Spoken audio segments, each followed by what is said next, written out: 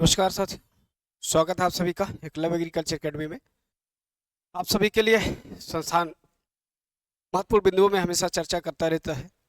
उनमें आपकी प्रवेश परीक्षा हो या करियर से संबंधित हो, तो वर्तमान की जो सबसे बड़ी परिस्थिति है वो करियर की है। और करियर को लेकर के ही ये जो वर्ष 2025 और दूसरा जो हमारा अधीनस्थ सेवा चयन आयोग, ये दोनों के बीच में एक काफ़ी सामंजस्य दिख रहा है इस वर्ष।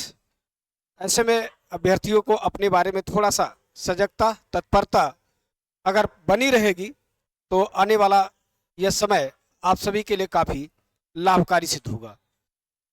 क्योंकि सरकार के द्वारा भी या शासन के द्वारा भी बहुत सारे चीज़ों को पेंडिंग रखा गया और पेंडिंग रखते रखते कहीं ना कहीं चीज़ें अब वो प्रकाश में दिखने लगा है। तो उसी में देखिए एक पुनः एक चीज़ें साफ साफ जो है, ये वक्तव्य किसी मीटिंग में, किसी वार्ता में नहीं दिया गया है मंत्री जी के द्वारा। इस वक्तव्य को सीधे विधानसभा में दिया गया है और अगर विधानसभा में कोई बात इन्होंने कही है तो उसमें इफ फॉरवर्ड की बात नहीं आती है। तो इसलिए ये जो इन्होंने साफ साफ लिखा है, 1636 वन रक्षकों की भर्ती के लिए आयोग को भेजा प्रस्ताव, तो इसमें कोई संशय नहीं है, यह प्रस्ताव भेजा जा चुका है। लेकिन प्रश्न यह है कि इस विज्ञापन के आने का प्रारूप क्या होगा, क्योंकि आप सभी को पता है 2023 की पेट की वैलिडिटी खत्म हो चुकी है, 24 का कराए नहीं है और 25 के कराने की तैयारी में लगे हुए हैं। तो अभी यह जब तक 2025 का पेट नहीं हो जाएगा तब तक इनके बारे में चीज़ें आपको ठीक ठाक नहीं मिलेगी। लेकिन इससे यह चीज़ स्पष्ट हो जा रहा है कि 2025 के पेट में आप सभी की भागीदारी बढ़ चढ़ कर हो, इसमें अच्छी आपको स्कोरिंग होनी चाहिए, बढ़िया तैयारी होनी चाहिए, क्योंकि बस 2025 में आपको बहुत अच्छे अच्छे पोस्ट देखने को मिलेंगे। यह सिर्फ हमारा आपसे वार्ता करने का मुख्य उद्देश्य आपको एक सजगता, आपको एक समय रहते हुए पेट को लेकर के भी अपने बारे में एक बेहतर समझ विकसित करने का अवसर के लिए है। तो देखिए इसमें इन्होंने पूरा बात क्या कहा है। लिखा, वन मंत्री ने कहा अवैध खनन में मिर्जापुर, सोनभद्र और ललितपुर आगे। ये कुछ ऐसे फैक्ट होते हैं, कभी कभी चीजें पेपर में आती हैं लेकिन वो हमारे लिए फैक्ट के रूप में काम भी करते हैं। लिखा है, विधान परिषद में प्रश्न प्रहर के दौरान वन मंत्री डॉक्टर अरुण कुमार ने कहा कि वन रक्षकों के रिक्त 1636 पदों पर भर्ती के लिए अध्याचन उत्तर प्रदेश अधीनस्थ सेवा चयन आयोग को भेज दिया गया है। अब इसमें कोई संशय नहीं है, ये अध्याचन आयोग के पास पहुंच गया है। लेकिन अब आयोग इस विज्ञापन को कब देगा ये आप सभी को पता है। इस पर आयोग का अपना एक शेड्यूल होता है, जो भी उसके अपने होते हैं उसके आधार पर चलते हैं। आगे उन्होंने अवैध खनन, अवैध कटान और अतिक्रमण के लिहाज से संवेदनशील जिलों की जानकारी भी सदन में रखी है।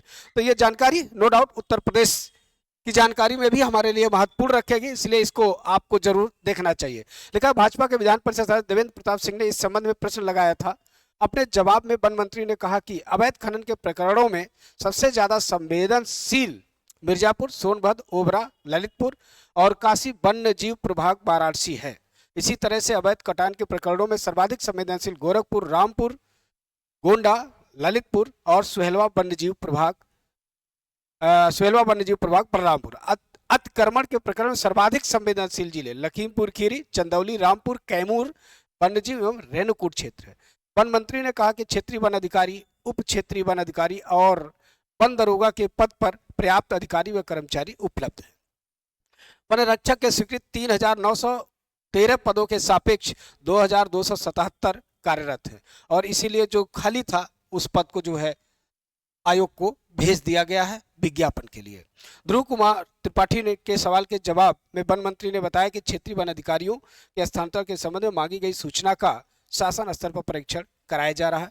बाकी इसमें इन्होंने उसी के संबंध में बहुत सारे और सवालों का जवाब दिया है। लेकिन हमारा जो मुख्य मुद्दा है वो यह है कि जो अध्याचन के रूप में आयोग को प्राप्त हुआ है वो आपका वन रक्षक का है।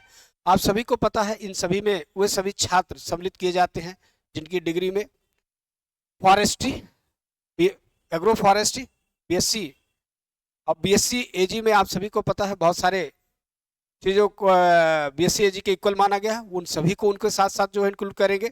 साथ ही साथ जो आपका बायोलॉजी के छात्र होते हैं वह भी इसमें जो है आते हैं, मैथ के भी जो होते हैं वो भी इसमें आते हैं। तो उन सभी को इसमें अवसर मिलेगा। कहने का मतलब जो आर्ट ग्रुप के छात्र होते हैं वो इसमें नहीं इंक्लूड किए जाते हैं, साइंस ग्रुप के छात्रों को इसमें मिलता है, उसमें हमारा एग्रीकल्चर भी आता है। तो इस बात को भी ध्यान में रखते हुए इसी के साथ साथ बहुत सारे अन्य विज्ञापनों के अन्य पदों के भी वर्ष 2025 के पेट से आने की खूब विज्ञापन है, इसलिए सबसे ज़्यादा फोकस 2025 के पेट में अच्छे स्कोरिंग पर आप सभी को रखना होगा। अगर ये आप करने में सफल रहेंगे तो इन सभी के लिए आप एक बेहतर जो है अपना भविष्य इसमें देख पाएंगे। और जो एग्रीकल्चर में जो वर्तमान की वह हो चल रही है AGTA के संबंध में आप सभी लोग अपनी तैयारी में बने रहिए, क्योंकि AGTA का आपका शॉर्ट लिस्टिंग कभी भी आएगा, इसमें अब कोई संशय नहीं है। क्यों? क्योंकि अब आयोग के पास करने के लिए जो बचा है उसमें सर्वप्रमुख रूप से आपका AGTA बचा है। तो उम्मीद करता हूं कि आप सभी लोग अपनी तैयारी में लगे होंगे, मशगूल होंगे। विस्तृत जानकारी को लेकर के हम आपको एक नए सेशन के साथ इसमें जुड़ेंगे। तब तक के लिए धन्यवाद।